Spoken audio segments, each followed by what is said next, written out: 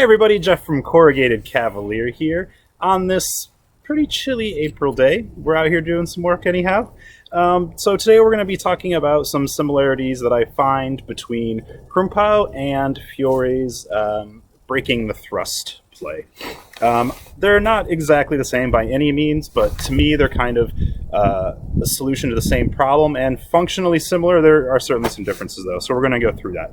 So the first thing that I want to talk about is the guard that at least we start in when we're first learning Krumphau in the KDF class that I'm in. So in my KDF class, we start the Krumphau from here, at least at first. It doesn't have to, as far as I understand. And this is called Schrankut.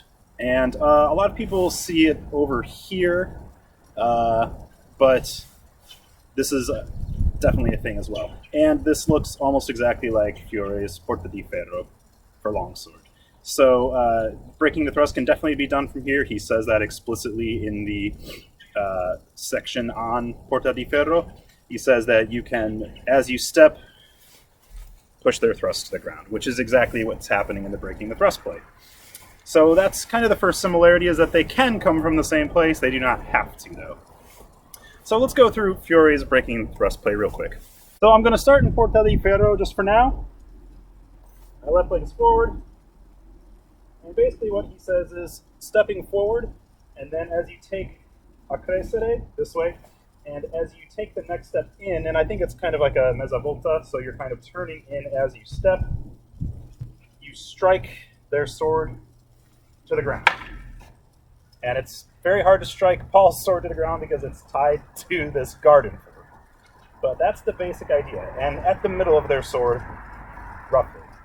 Okay, so once again, my left foot's forward. As he's coming with a low thrust at me, I'm stepping forward, a crescere first, and then a mezza volta, and then I'm here. He says after that, quickly close to grapple. Paul's going to win on that every time because he's literally planted into the ground, though, so I'm not going to do that. Now, there is another option besides closing to the grapple. In the book, he shows stepping on their sword. I can't do that here, and I don't think it's totally necessary because that's kind of the point of the beat anyhow. And the option here is a false edge cut. And this is the 7th scholar of the 3rd remedy. He says, after beat their sword to the ground and step on it, I can deliver a cut with my false edge to their neck or under their beard. So that would be a crescere, break the thrust, and then deliver a false edge cut. I have to raise it a little bit because of this, but basically you're here, and if you need to cover, it's very easy to do so. And actually he says after that you may return with a strike to the hand or arms. So that's perfect cover, actually. So that the counterattack is the 7th scholar of the 3rd remedy. So let's compare that to the way that we do Krumphau in my class.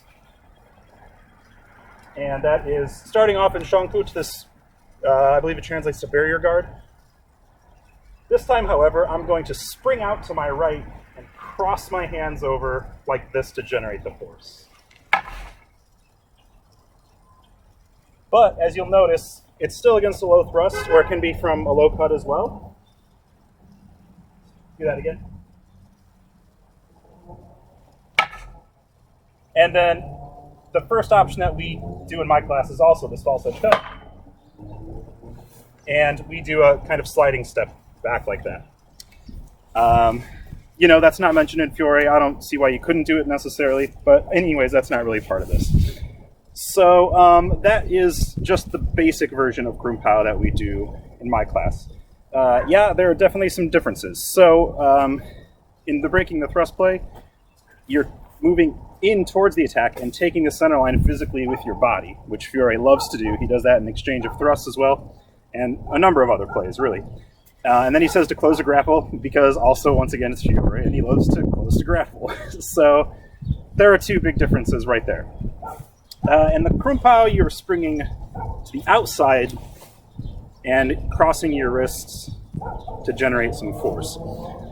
So that doesn't really happen in Fiore.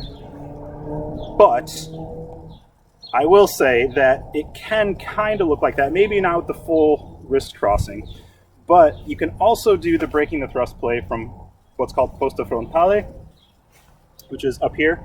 And most people, when I see them do it, tend to have the flat of the blade kind of towards the opponent. And for me, it's most comfortable to have the thumb here. I do that automatically. It's not a conscious choice of mine. You can kind of just be at an angle too, as if you were just kind of cutting the sort of from the side.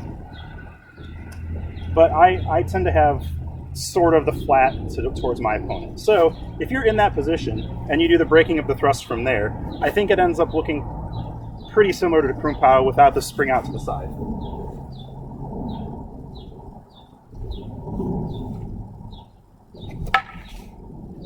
My wrists are almost crossed at that point. And if you start from porta di ferro into frontale and then break the thrust, my wrists are just about, I can not exactly cross like they are in Krumphau, but let's try it.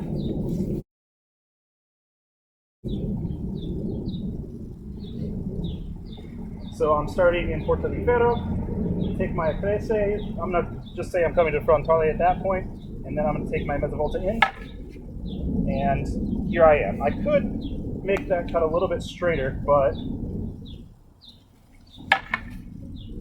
and that way my wrists aren't as crossed, but if you're close in, I think it kind of ends up happening somewhat naturally anyhow. Once again, probably not that drastically though. And there's one last thing that I want to add. In the section on frontale, he mentions that you can do other things as well. And there's one thing that I want to mention where he says, if a thrust is incoming, you can take your front leg, which is the left leg, at least as far as frontale is pictured, and step backward while delivering a downward cut to their hand or head. And the Krumphau can also be targeted towards the hands.